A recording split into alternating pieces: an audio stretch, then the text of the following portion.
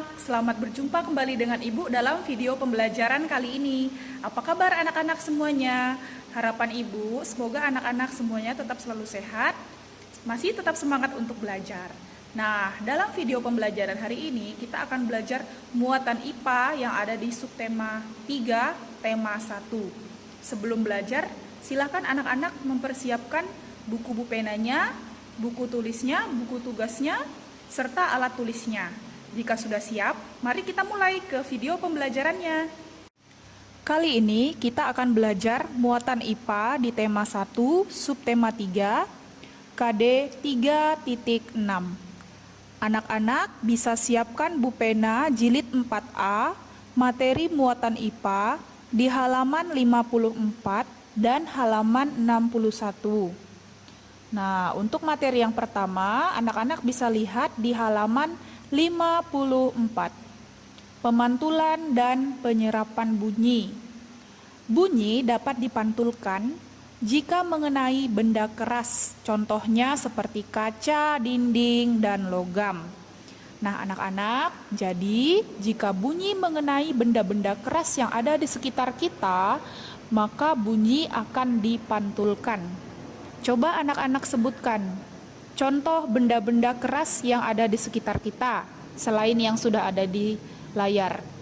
Nah, benda-benda tersebut dapat memantulkan bunyi. Nah, ini adalah contoh benda keras, yaitu dinding. Dinding yang terbuat dari susunan batu bata dan semen dapat memantulkan bunyi, karena dinding adalah contoh benda keras. Selanjutnya, bunyi dapat diserap jika mengenai benda lunak. Nah, jika tadi bunyi mengenai benda keras, maka bunyi akan dipantulkan. Namun, jika bunyi mengenai benda yang lunak, maka bunyi akan diserap. Contoh-contoh benda lunak adalah karpet, karet, busa, dan kertas. Nah, anak-anak, karpet contohnya di sini ya, digunakan sebagai alas lantai dan dinding pada ruang pertemuan. Tujuannya untuk menyerap ataupun meredam bunyi. Suara dari dalam ruangan menjadi tidak bising atau terdengar hingga keluar ruangan. Nah, jadi jika lantai dan dinding di ruang pertemuan ataupun di gedung bioskop itu tidak dilapisi oleh karpet, maka lantai dan dinding akan memantulkan bunyi. Bunyi pantul tersebut dapat mengganggu suara yang dihasilkan. Misalnya kita sedang menonton film di bioskop. Jika lantai dan dinding bioskopnya tidak dilapisi oleh karpet, maka akan terjadi bunyi pantul dari suara film yang kita tonton. Nah, bunyi pantul tersebut bisa mengganggu suara film yang sesungguhnya, sehingga saat kita menonton menjadi terganggu oleh suara pantulnya. Maka dari itu, lantai dan dinding bioskop itu harus dilapisi oleh benda lunak, yaitu karpet di sini yang dipakai. Nah, anak-anak, tadi kita sudah belajar bahwa benda keras itu bisa memantulkan bunyi dan benda lunak bisa menyerap bunyi. Nah, sekarang coba kita bersama-sama latihan. Kita akan menentukan benda-benda yang akan Ibu tampilkan di layar berikut, apakah bisa memantulkan atau menyerap bunyi, ya. Nah, benda yang pertama adalah sendok aluminium. Kita tentukan dulu sendok aluminium apakah benda keras atau benda lunak. Ya, sendok aluminium adalah benda keras. Artinya dia bisa memantulkan bunyi. Benda selanjutnya, busa kasur. Nah, sini ada gambarnya. Kira-kira busa kasur benda keras atau benda lunak? Ya, busa kasur adalah benda lunak. Artinya bisa menyerap bunyi. Contoh benda ketiga, dinding triplek. Nah, ini gambarnya. Dinding triplek adalah benda keras. Artinya bisa memantulkan bunyi. Benda terakhir yaitu batang besi. Nah, anak-anak pasti tahu, batang besi adalah benda keras, yang artinya bisa memantulkan bunyi. Untuk materi selanjutnya, anak-anak bisa lihat di buku pena halaman 61 sampai 62. Pemantulan bunyi. Nah, sebelumnya anak-anak sudah belajar bahwa bunyi memiliki 3 sifat. Yang pertama, bunyi bisa merambat sehingga bisa kita dengar. Sifat yang kedua, bunyi bisa dipantulkan jika mengenai benda yang keras. Lalu bunyi bisa diserap jika mengenai benda yang lunak. Nah, kali ini kita akan belajar khusus mengenai pemantulan bunyi. Nah, ada 3 jenis pemantulan bunyi. Yang pertama adalah bunyi pantul. Bunyi pantul adalah bunyi yang memperkuat bunyi asli. Contohnya saat kita sedang bernyanyi di kamar mandi.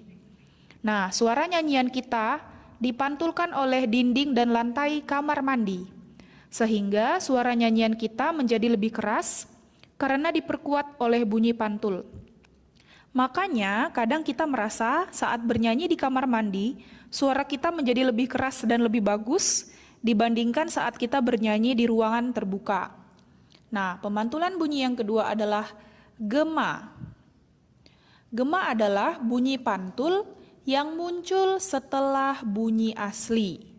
Contohnya, saat kita sedang berteriak di gua ataupun di bukit yang jaraknya jauh, maka suara kita akan terdengar berulang-ulang. Misalnya kita berteriak 1 kali, maka nanti suara kita itu akan terdengar terulang-ulang. Nah, itu adalah gema. Pemantulan bunyi yang ketiga adalah gaung. Gaung adalah bunyi pantul yang terdengar bersamaan dengan bunyi asli. Ya. Jadi, bunyi pantul ini mengganggu bunyi aslinya. Contohnya adalah ketika ada suara di ruangan pertemuan ataupun gedung-gedung bioskop. Nah, jadi suara-suara yang terdengar di ruang pertemuan dan gedung bioskop itu adalah gaung. Suara yang terdengar bersamaan dengan bunyi asli. Karena mengganggu, makanya ruang pertemuan dan gedung bioskop itu harus dilapisi oleh benda lunak sehingga bisa menyerap bunyi pantul seperti yang sudah Ibu jelaskan sebelumnya. Nah, anak-anak, bunyi pantul ternyata juga memiliki manfaat. Yang pertama, bisa digunakan untuk mengukur kedalaman laut. Jadi, kedalaman laut ini bisa diukur dengan cara menghitung waktu yang diperlukan oleh gelombang bunyi ketika dipancarkan dari kapal sampai ke dasar laut dan kembali lagi ke kapal.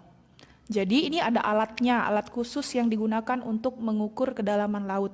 Jadi, nanti alatnya itu akan memancarkan gelombang bunyi.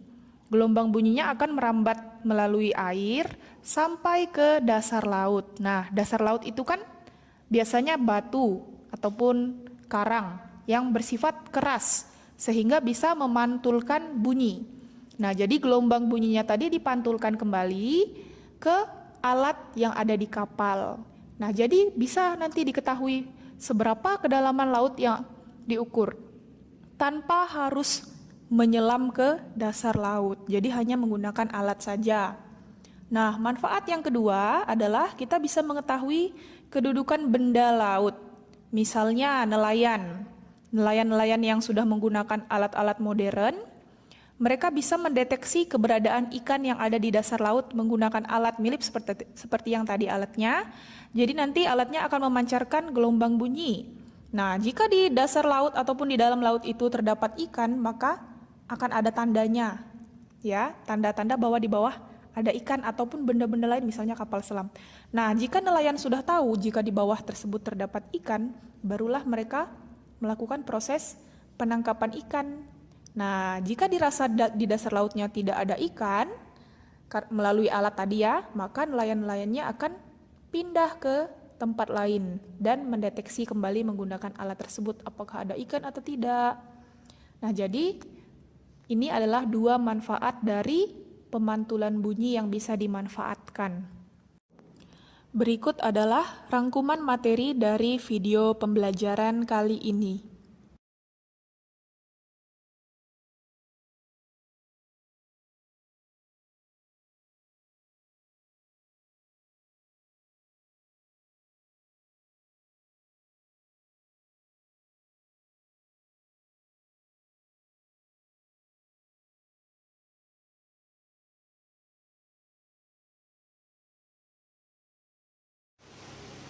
Sekian dulu untuk video pembelajaran kali ini. Harapan Ibu semoga anak-anak sekalian tetap semangat untuk belajar. Sampai jumpa di video pembelajaran selanjutnya.